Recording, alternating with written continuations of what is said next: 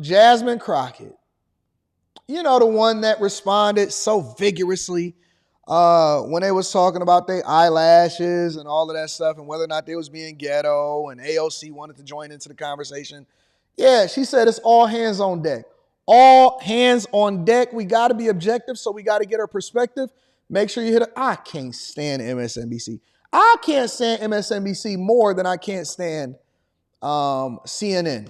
But we got to look at it from all perspectives. Let's get into it. Right now, I would like to bring in our friend and one of the favorites that people love to watch on this here network, Jasmine Crockett, Congresswoman from the great state of Texas. And Congresswoman, welcome. And I understand you've just gotten off of two big calls. There was the big Win with Black Women call, which lots of people are now talking about. What is up with the hair, with the left side hair?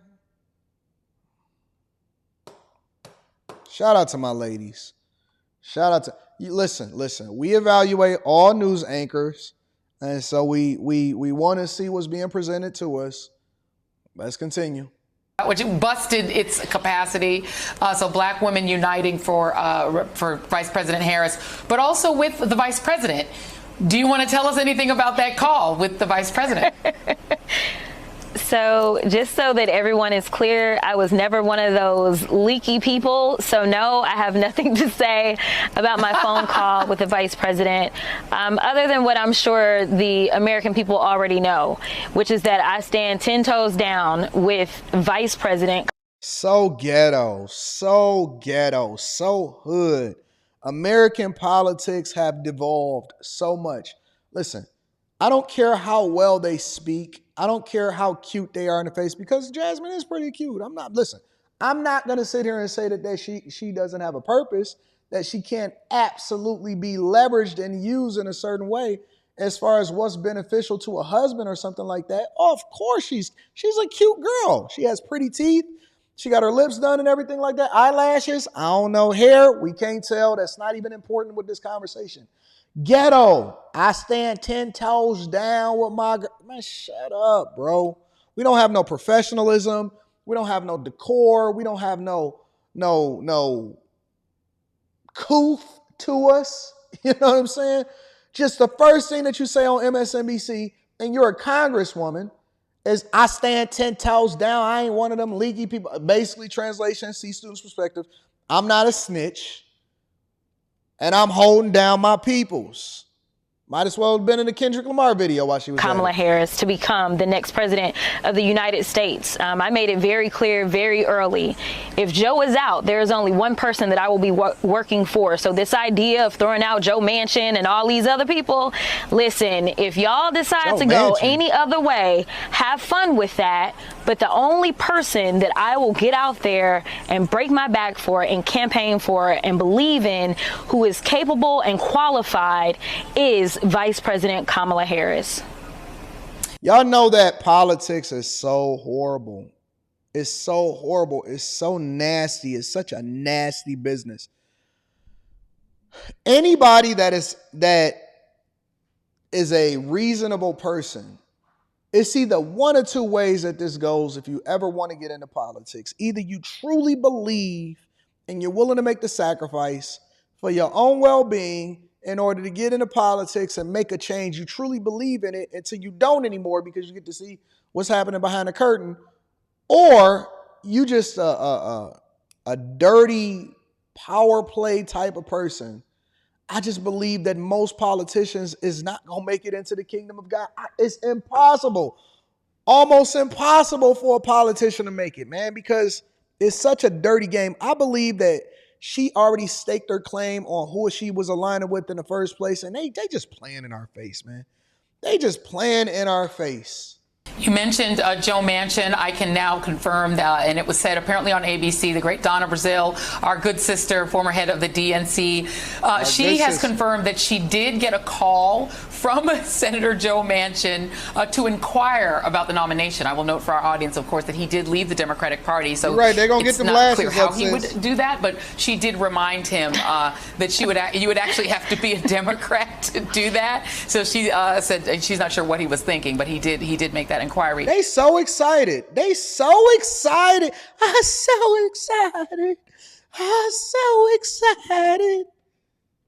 They excited like Jesse on Saved by the Bell when she was on them Addies, when she was on that lean. You know what I'm saying? When they was giving her the perk, Molly. I don't know what they was giving her. They was giving her them uppers. They so excited. I'm so excited.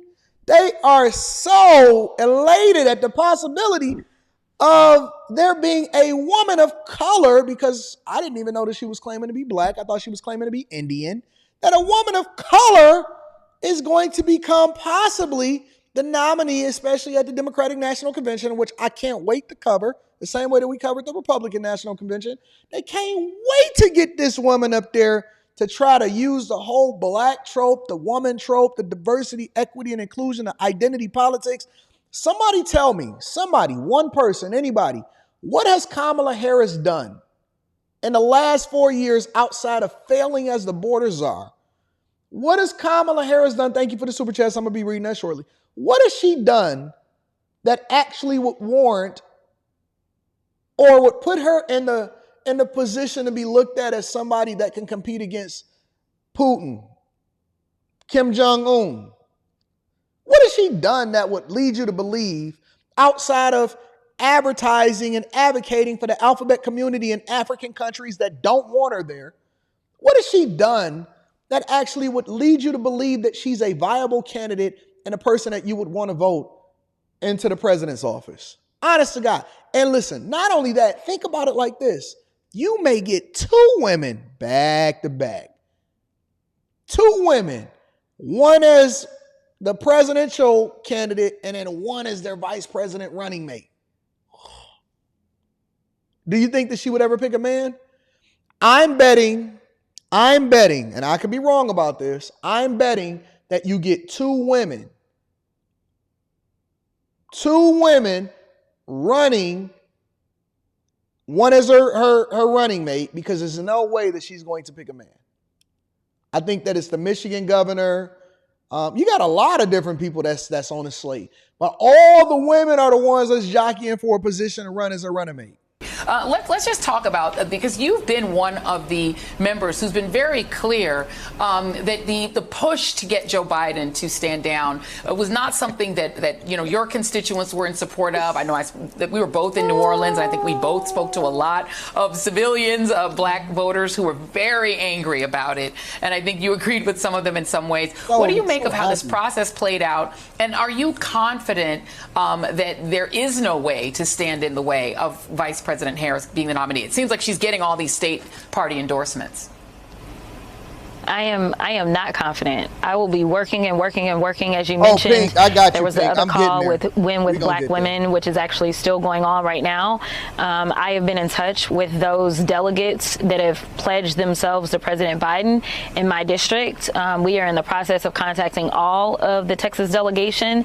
I am not confident at all because, as it was laid out earlier, I do know that, behind closed doors, while I won't name names, that there were people that were absolutely like, it can't be the vice president. So in one breath they were saying, the president needs to be out. In the next breath they were also saying it can't be her.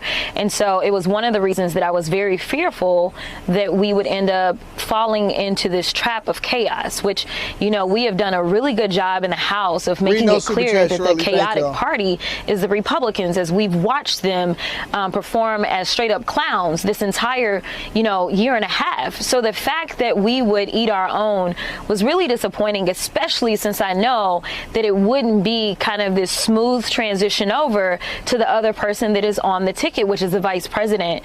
But nevertheless, everybody knows that I was doing everything that I could for the president. I'm going to do everything that I can for the vice president. I was just in Phoenix with the second gentleman where we were campaigning. I have gone around this country. I've been to Philly, I think 4 times. I've been to Michigan. So a lot of the people that were coming out and had all these opinions, I I hadn't seen them in the streets fighting for this. So now that they got their way, my only request is, will you finally lace up your shoes and do some work?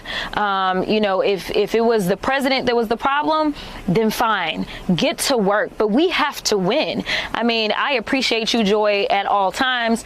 You know, you probably were one of the very first people to ever bring up Project 2025. You have always made it clear that there really wasn't a decision to make. I mean, it's democracy or a dictatorship, right?